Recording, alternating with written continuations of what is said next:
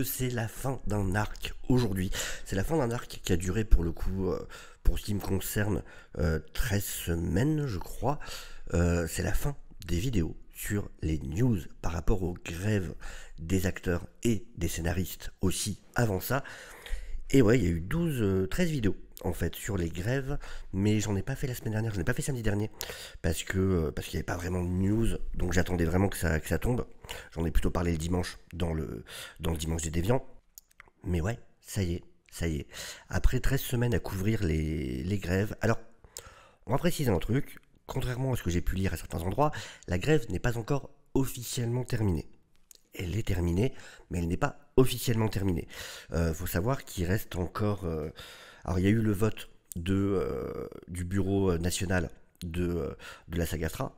Alors ça a été à 86%, pas à 100%, à 86%, donc un peu moins qu'on l'aurait cru quand même. Et reste ensuite le vote de tous les membres éligibles de la SAG-AFTRA. Ça va commencer bientôt et ça prendra fin normalement début décembre. Donc la véritable fin officielle de la grève sera début décembre. Mais voilà, c'est des technicalités. L'important, c'est que les acteurs peuvent d'ores et déjà retourner au boulot.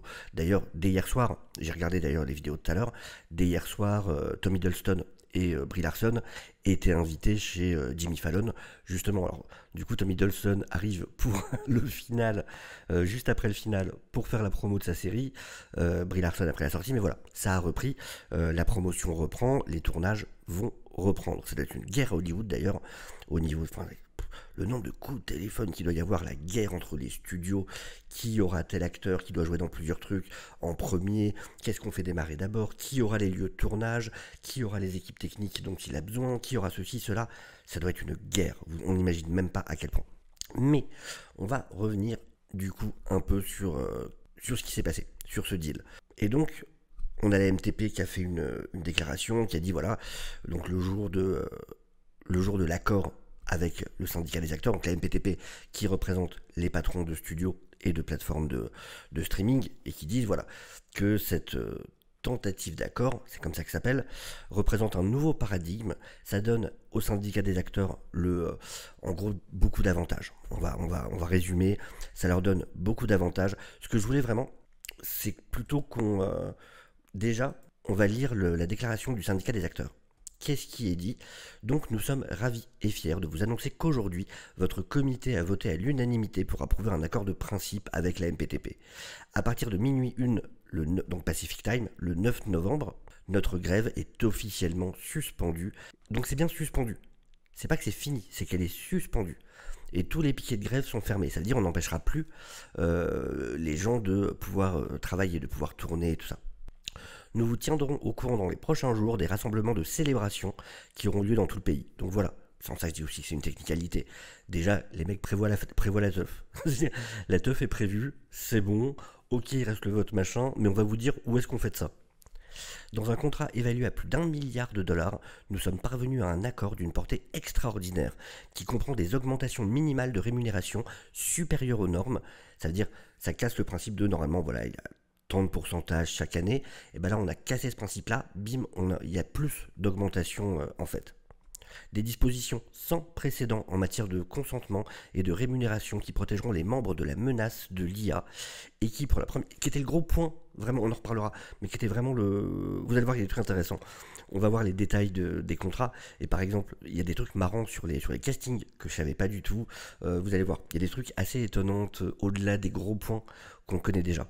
Et donc ça a établi pour la première fois une prime de participation sur le streaming. Ça c'est un gros point aussi, très très important, on va en reparler.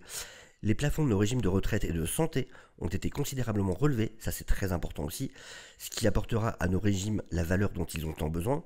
En outre, l'accord prévoit de nombreuses améliorations pour plusieurs catégories, notamment des augmentations considérables de la rémunération des figurants, ainsi que des dispositions contractuelles essentielles protégeant les communautés diverses.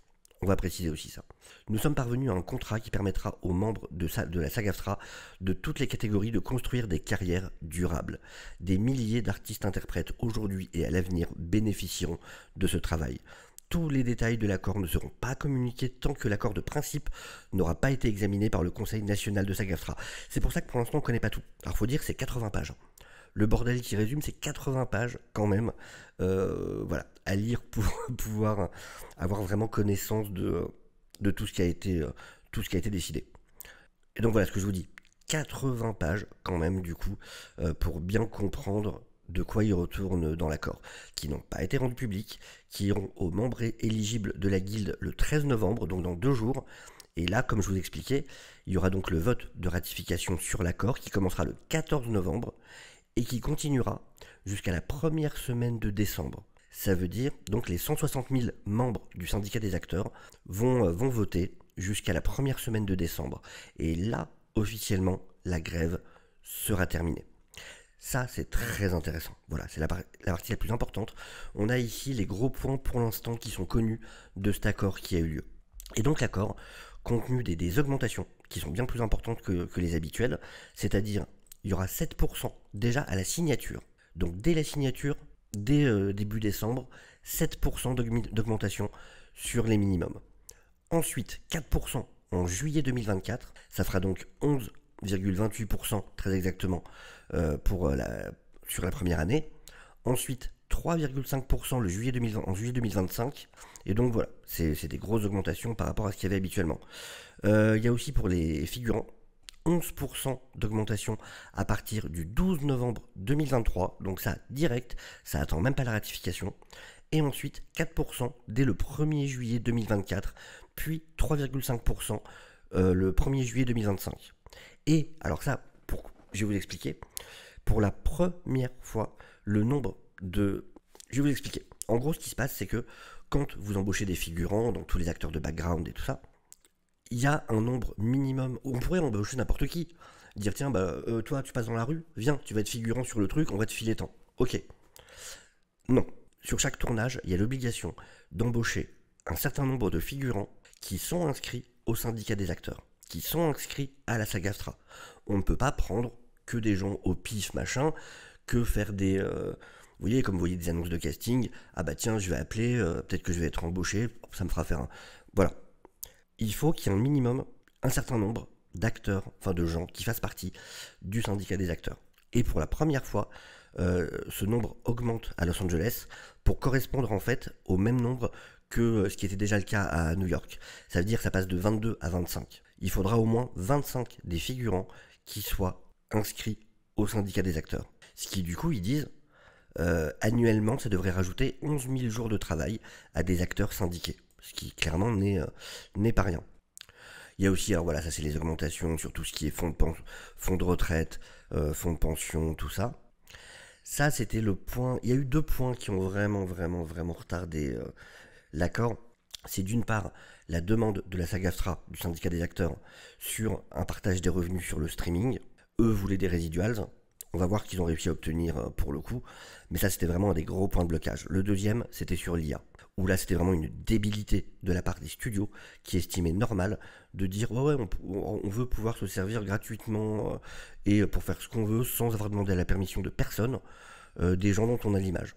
Des acteurs morts, vas-y j'en fais ce que je veux. Demander à sa famille, non pas pour moi.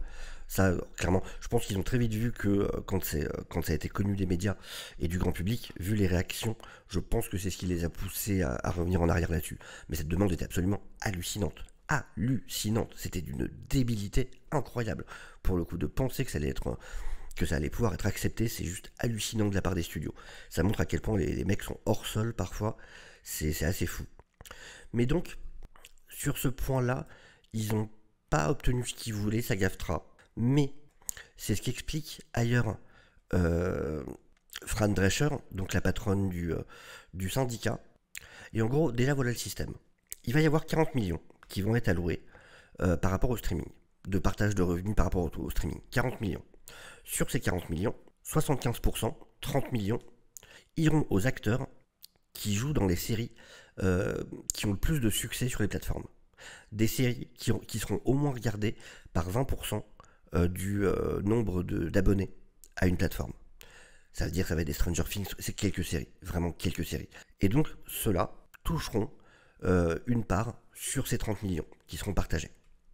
Mais du coup, ce qu'a en plus obtenu le syndicat, ils voulaient que ce soit plus, mais bon, ils ont déjà obtenu ça, c'est que sur ces 40 millions, il y ait 10 millions qui aillent à un fonds géré par le syndicat des acteurs, et ces 10 millions-là seront partagés par le syndicat aux acteurs qui ont participé à des programmes sur du streaming. Ça veut dire des acteurs qui n'auraient pas eu accès aux 30%, d'autres auront accès quand même. Il y aura un partage de ces 10 millions à des acteurs sur des séries avec un peu moins de succès. Et ce qui est très important, ce qu'explique justement la présidente du syndicat, c'est qu'en fait, le plus important, c'est d'avoir ouvert une porte. Est-ce que c'est une victoire ou une défaite? Nous avons de l'argent, nous obtenons de l'argent. On a ouvert un nouveau type de revenu qui n'existait pas avant. Donc, dans 3 ans, quand il faudra rediscuter, cette porte, elle a déjà été entrouverte. Il y aura moyen, peut-être, de l'entrouvrir un peu plus. Ou dans 6 ans, ou dans 9 ans. Mais en tout cas, déjà, il y a une avancée. Déjà, il y a quand même un partage de revenus de la part des plateformes de streaming. Ok, c'est pas aussi grand que ce qu'il espérait, mais c'est une première étape. Et maintenant que cette première étape a été obtenue, rien n'empêche d'agrandir le débit un peu plus tard. Donc c'est intéressant. Effectivement, c'est vrai comme manière de penser. Alors il y a toute la partie sur la diversité. En gros, il faut que sur les tournages, pour tout ce qui est coiffure, maquillage, tout ça, il y ait des gens qui soient formés à différents types de personnes. Une peau noire ne se maquille pas comme une peau blanche ou asiatique, pareil pour les cheveux et ainsi de suite.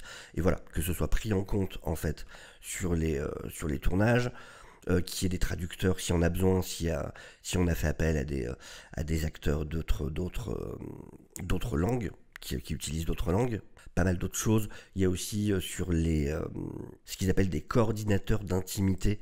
Ça veut dire pour tout ce qui est scène de nudité ou de sexe, il devra y avoir des coordinateurs d'intimité. Voilà, pas mal de choses comme ça. On a aussi, donc ça c'est sur la VOD, c'est encore un autre truc une technicalité avec un partage des revenus qui sera différent, qui sera encore à l'avantage des acteurs. Et ça c'est assez intéressant. Sur les castings, c'est des trucs qu'on ne sait pas forcément. Mais du coup, il y a des nouvelles règles sur les castings. C'est-à-dire que maintenant, il faudra envoyer pour un casting qui est fait. Souvent, ils vont demander aux acteurs, bah voilà, faites-nous une cassette. On vous envoie des pages de script et faites-nous une cassette. Enfin, maintenant, évidemment, c'est une expression. C'est en fait, envoie-nous en fichier par mail. Mais maintenant, les acteurs devront recevoir les scripts 48 heures à l'avance, au moins. C'est-à-dire que jusque-là, ça devait être des fois, on leur envoyait un script 24 heures avant et en mode, boum, tu nous renvoies une bande avec toi qui lit le texte. Donc maintenant, ça sera au moins 48 heures avant. Ça exclut les week-ends et les vacances. Ça passe à 72 heures s'il s'agit d'acteurs mineurs. Ça ne pourra pas être plus de 8 pages, pas plus de 12 si jamais c'est un deuxième... en gros, vous avez déjà passé le premier casting, bim, allez, on vous aimerait bien voir un peu plus, histoire de vraiment juger. Là, ça peut passer à 12 pages. Et en plus, si il faut apprendre le texte, là, il faudra une compensation. Il faudra que ce soit payé, parce que ça prend du temps d'apprendre un texte, donc il faudra que ce soit payé. Et alors ça, je trouvais ça marrant, donc je sais pas ce qu'on leur demandait jusque-là, en fait, mais pour le casting, on ne peut pas demander à l'acteur ou actrice d'apparaître nu ou de revêtir une tenue qui révèle plus du corps que ce qui serait permis dans une piscine publique. Ça veut dire, on peut pas, il faut que ce soit au moins ce que vous pouvez porter dans une piscine. Et c'est vraiment ce qui est écrit pour le coup. Donc, un bikini, ça passe, un monokini, ça passe. Vous demandez de faire un casting juste en string, ce qui du coup, semble-t-il, se faisait, ça sera plus possible. Bon, ok. Il faut aussi que les producteurs permettent que ça se passe virtuellement, qu'on n'oblige pas pour un premier rendez-vous, qu'on essaye de ne pas obliger à devoir se déplacer. Il y a aussi un autre truc qui n'est pas là, c'est que maintenant, sur des acteurs qui doivent vivre ailleurs pour une série, imaginons un acteur qui vit à Los Angeles, on lui dit, bah voilà, la série là, elle se tourne à Toronto, comme c'est le cas pour beaucoup de séries, il y a 6 mois de tournage à Toronto, et ben maintenant, ils devront toucher 5 000 $ par mois pour justement le déplacement avec le logement et tout ça. Ça sera 5 000 $ par mois sans précision sur le nombre de saisons. C'est-à-dire qu'avant, par exemple, ça aurait pu être ça sera à partir de la deuxième saison que vous toucherez ça. Maintenant, non, il n'y aura pas le droit de préciser une saison, c'est on vous fait déplacer pendant des mois loin de chez vous, et ben on vous verse tant par mois pour que voilà, vous puissiez subvenir à vos besoins. Donc, c'est les éléments pour l'instant qu'on connaît. Et vous voyez par exemple, donc pour un figurant, ça veut dire que la paye par jour passera de 187 dollars à 207 dollars avec les 11% d'augmentation. Et pour ce que je vous disais sur les fonds de pension, de retraite et tout ça, il semblerait que ça sera du 180 millions sur 3 ans en plus, du coup, qui iront dans ces fonds-là. Ce qui est plutôt très bien pour le coup. On voit que du coup, alors qu'est-ce qui se passe après? Qu'est-ce qui se passe maintenant? Et comme je vous disais, donc ça va être la guerre pour les tournages. Et on a les séries par exemple qui vont reprendre, mais une des conséquences par exemple qu'il va y avoir sur les séries, donc qui reprennent les tournages pour leur fin de saison, c'est-à-dire la période qui va aller jusqu'au mois de mai environ, la plupart des séries qui normalement auraient dû être en 22 épisodes, en 18 ou 22 épisodes, vont passer de 10 à 13, parce qu'ils n'auront pas le temps de tourner le nombre d'épisodes qu'ils auraient dû tourner normalement. On a quelqu'un qui a fêté ça à sa façon, je trouvais ça plutôt cool, c'est monsieur, alors je peux pas vous mettre la musique du coup, je vais vous mettre juste un tout petit bout. Voilà, vous aurez reconnu pour ceux qui savent. Footloose, évidemment, c'est Kevin Bacon qui a fêté ça du coup en faisant cette petite vidéo que vous voyez ici, où il s'est filmé parce qu'ils ont une ferme avec sa femme, ils vivent dans une ferme. Ce qui est assez rigolo d'ailleurs, il y a eu une news il n'y a pas longtemps qui expliquait que Kevin Bacon ne mangeait plus de bacon. Ce qui est une vérité en fait, c'est qu'il a des cochons, entre autres, il a 3 chèvres et 3 cochons je crois. Et du coup maintenant il les adore et du coup il veut plus manger de cochons. Donc on a appris que Kevin Bacon ne mangerait désormais plus de bacon. Voilà, c'était une des grosses news de la semaine, bien évidemment. Et on voit que beaucoup de gens sont contents. Beaucoup de gens sont très contents. Et entre autres, le syndicat anglais du BECTU. Alors le BECTU, c'est un des gros syndicats anglais, pareil. C'est alors, le nom exact, je sais plus. Je sais que c'est Broadcast Entertainment, voilà, machin. C'est un gros syndicat, voilà, de gens qui travaillent justement dans l'industrie cinéma audiovisuel et qui était pas mal bloqué aussi. Beaucoup de tournages, hein, vraiment, il faut se rendre compte, beaucoup de tournages, entre autres américains, se passent à Londres. Rappelez-vous, Beetlejuice se tourne à Londres. Il y a plein de films qui tournent là-bas. DC Studios est en train de monter ses studios près de Londres, en Angleterre. Donc voilà. Et donc, ils ont fait un message en disant, voilà, on félicite nos collègues de la SAG-AFTRA pour leur détermination à obtenir ce deal qui qui rejoint leurs objectifs. De tout cœur, on accueille cette news vraiment de tout cœur et surtout, voilà, en gros, c'était une période difficile pour nos membres aussi. Donc, on est très content que vous ayez réglé vos putains de problèmes et qu'enfin on puisse se remettre au boulot. Mais, parce que vraiment, faut quand même dire, ça aurait pas dû durer aussi longtemps. Ça aurait vraiment pas dû durer aussi longtemps. On est à du 118 jours, 118 et 148 je crois, pour les deux syndicats acteurs et scénaristes. Ça n'aurait pas dû durer aussi longtemps, clairement. Il y a eu des choses qui ont été mal réglées, mal gérées, et vraiment, d'autant plus du côté des patrons, où ils ont vraiment essayé de jouer à la montre, et chaque fois de partir de table, ou de laisser des grosses périodes en mode sans prévenir, sans discuter, sans rien. Et c'est moche. Il y a vraiment beaucoup de gens qui en ont énormément souffert. Beaucoup d'industries qui fonctionnent en symbiose avec l'industrie du cinéma et de l'audiovisuel, qui n'avaient rien demandé, qui n'étaient pour rien dans ce qui se passait, qui n'allaient rien en obtenir, mais qui ont perdu beaucoup de choses. Par contre, des boîtes de VFX qui ont fermé, et on va voir les conséquences de tout ça. Ils ont perdu beaucoup de talent. Là, les prochaines productions, ça va être la guerre pour avoir des boîtes de VFX, ça va être la guerre pour avoir les boîtes, enfin tout ce qui est post-production et ainsi de suite. Ça va être très compliqué. Et attendez-vous à ce qu'on puisse avoir des films où ça se voit dans un premier temps. Ça risque fortement de se voir sur cette... Parce que voilà, ils veulent tous sortir le plus vite possible, mais le problème c'est que c'est limité dans les gens qui peuvent travailler sur les VFX, sur plein de choses. On le voit déjà en règle générale, et là ça va être encore pire. Et surtout, il y a plein de gens qui ont perdu leur maison, qui ont perdu beaucoup de choses à cause de ce qui s'est passé.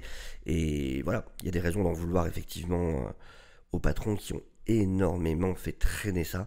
Et bon, on espère que les choses maintenant vont pouvoir aller mieux, mais en tout cas, bon, c'est quand même un contentement pour le coup. Perso, voilà, s'il fallait attendre le temps qu'il fallait pour que ça se règle à l'avantage de ceux qui en avaient besoin, pas de souci. Mais ça fait quand même très plaisir de voir que ça reprend. Ça fait très plaisir de ne plus avoir à faire ces vidéos sur les grèves, même si c'était un plaisir de les faire, mais je suis surtout content qu'ils aient obtenu ce qu'ils voulaient et que tout le monde puisse revenir au boulot et pouvoir subvenir à leurs besoins, subvenir aux besoins de leur famille et ainsi de suite. C'est le plus important. Mais en tout cas, voilà. Vraiment, je tiens à vous remercier. En tout cas, tous ceux qui ont suivi ces vidéos pendant toutes ces semaines, qui ont voulu vous tenir informés. Quand j'ai commencé, c'était vraiment parce que je cherchais un moyen de ce que je pouvais faire à mon minuscule niveau. J'avais besoin de faire un truc par rapport à tout ça. Et bah, le seul truc qui m'est venu à l'esprit, c'est ce que je savais faire, c'est-à-dire en parler, c'est-à-dire essayer d'expliquer un peu ce qui se passait de ce côté-là. Je pensais vraiment que ça biderait complet. Mine de rien, vous avez été là, il y a des gens que ça a intéressé, et ça, je vous remercie vraiment, du coup. Et puis voilà, de toute façon, bah, évidemment, on continue sur la chaîne. Bien sûr, ça n'est qu'un petit arc qui se termine. J'espère qu'on ne le reprendra pas dans 3 ans, très clairement. Mais voilà, content, vraiment content que ce soit réglé, content que les choses reprennent leur cours normal. Et voilà, on va avoir plein de news de casting dans les prochains temps, très certainement. Ça va être passionnant, on va pas s'ennuyer. Donc d'autant plus, il va y avoir du contenu à venir sur la chaîne, et ça, c'est très bien. Merci à tous d'avoir suivi cette vidéo. Je vous dis à très bientôt. N'hésitez pas à vous abonner, évidemment, si vous ne l'êtes pas encore. N'hésitez pas à la partager, n'hésitez pas à liker la vidéo, ça aide énormément pour mettre en avant sur YouTube. Et sur ce, je vous dis à très bientôt. Ciao, ciao.